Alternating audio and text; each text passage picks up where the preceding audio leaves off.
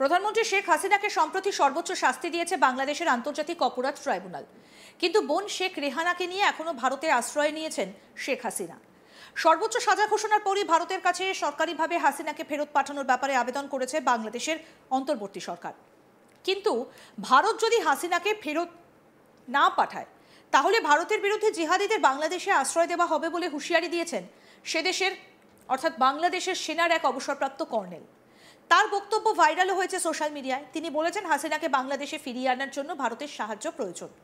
তিনি নিশ্চিত এ ব্যাপারে পশ্চিমবাংলার মানুষও সহায়তা করবেন। আর যদি হাসিনাকে ফেরাতে ভারত সাহায্য না করে তাহলে কিন্তু ভারতের বিরুদ্ধে জিহাদিদের আশ্রয় দেবে বাংলাদেশ। যিনি এই বিস্ফোরক হুমকি দিয়েছেন তার নাম হাসিনুর রহমান। তিনি বাংলাদেশ সেনার প্রাক্তন কর্নেল। হাসিনুর বলছেন মোহাম্মদ ইউনূস যোগ্যতম নেতা। আইনি সহায়তার মাধ্যমে তিনি বিদেশ থেকে হাসিনাকে বাংলাদেশে ফেরাতে পারবেন। শেখ হাসিনাকে আনতে ভারতীয় জনগণের সহায়তা প্রয়োজন। ভারতীয় জনগণ পশ্চিমবাংলার লোকেরা ইনশাল্লাহ সহায়তা করবে। যদি না করে তাহলে আমরা ভারতের সন্ত্রাসীদের আশ্রয় দেব।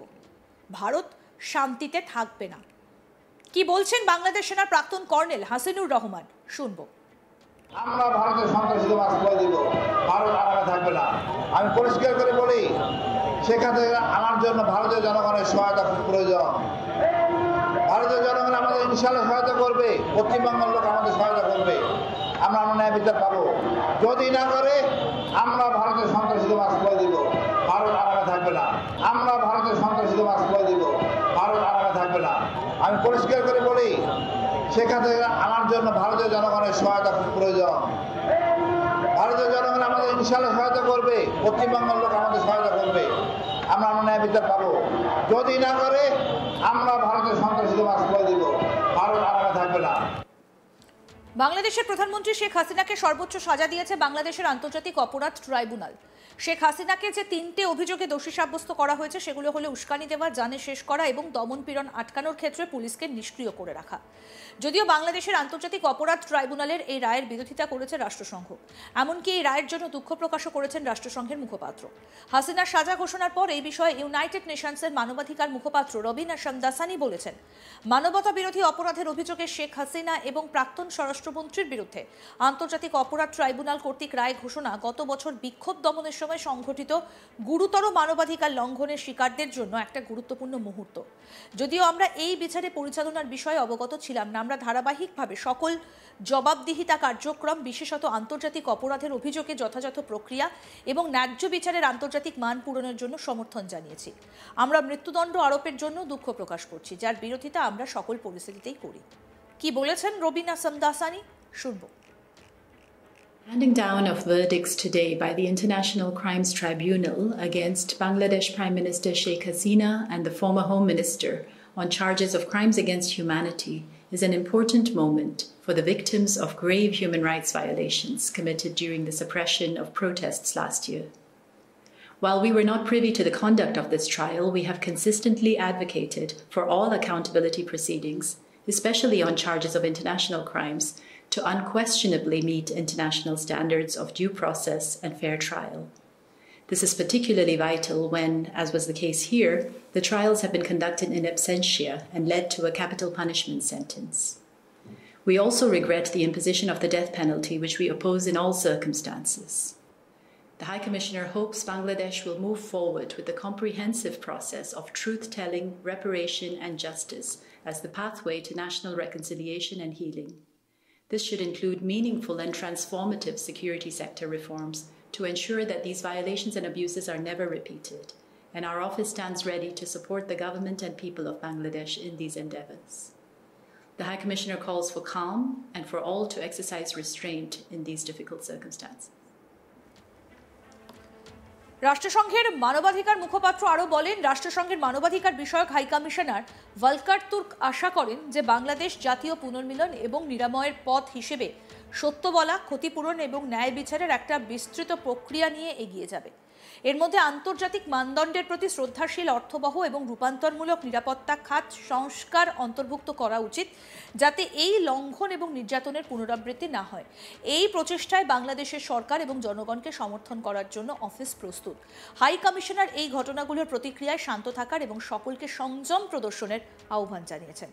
শেখ হাসিনাকে চরম সাজা দিয়েছে আন্তর্জাতিক অপরাধ ট্রাইব্যুনাল, আর সেই সাজা ঘোষণার পরই গোটা বাংলাদেশ জুড়ে তোলপাড় পড়ে গিয়েছে, উত্তপ্ত হয়ে উঠেছে বাংলাদেশের বিভিন্ন এলাকা। তবে এরই মধ্যে একটা বিষয়কে ঘিরে নতুন করে চর্চা শুরু হয়েছে।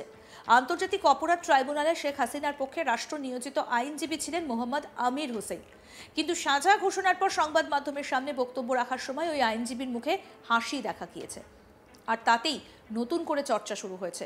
মোহাম্মদ আমির হোসেন বলছেন, আমার বক্তব্য হলো এই রায়টা ভিন্নভাবে হলেও হতে পারত, হয়নি, আমার বিপক্ষে গিয়েছে, সেজন্য আমি ক্ষুব্ধ, আমার ভেতরে কষ্ট লালন করছি, এর বাইরে আমার কিছু বক্তব্য নেই। আর এই বক্তব্য যখন তিনি রাখছেন তখন তার মুখে হাসি দেখা গিয়েছে। আবার মোহাম্মদ আমির হোসেনের মুখে হাসি থাকায় এক সাংবাদিক সেই বিষয়ে প্রশ্ন করেন, আর সাংবাদিকদের প্রশ্ন শুনে সঙ্গে সঙ্গে ওই আইনজীবীর মুখের ভাবে পরিবর্তন চলে আসে। কি বলেছেন ওই আইনজীবী, আসুন শোনাই। আমার বক্তব্য হলো এই যে এই রায়টা ভিন্নভাবে হইলেও হইতে পারত, হয়নি, যেটা আমার বিপক্ষে গিয়েছে, সেজন্য আমি ক্ষুব্ধ, আমি আমার ভিতরে কষ্ট লালন করতেছি, এর বাইরে আমার কিছু বক্তব্য নেই। আপনি করার সুযোগ নাই, আমি তো কষ্ট পাচ্ছি। আপনার মুখে হাসি দেখা যাচ্ছে, কেন কষ্ট পাচ্ছেন? আপনি বলেন কেন কষ্ট পাচ্ছেন সেটা বলেন। আমার এই জন্যই কষ্ট পাচ্ছি, আমার আসামির সাজা হয়েছে সর্বোচ্চ সাজা। আমার বক্তব্য হলো এই যে এই রায়টা ভিন্নভাবে হইলেও হইতে পারত, হয়নি, যেটা আমার বিপক্ষে গিয়েছে, সেজন্য আমি ক্ষুব্ধ, আমি আমার ভিতরে কষ্ট লালন করতেছি। শুনলেন তো কি বললেন এবং কিভাবে বললেন আইনজীবী মোহাম্মদ আমির হোসেন। আর এখান থেকে বিভিন্ন মহলে প্রশ্ন উঠছে, তিনি হাসিনার পক্ষের আইনজীবী হলেও সত্যিই কি মামলাটা জেতার চেষ্টা করেছিলেন, নাকি সবটাই ছিল লোক দেখানো নাটক?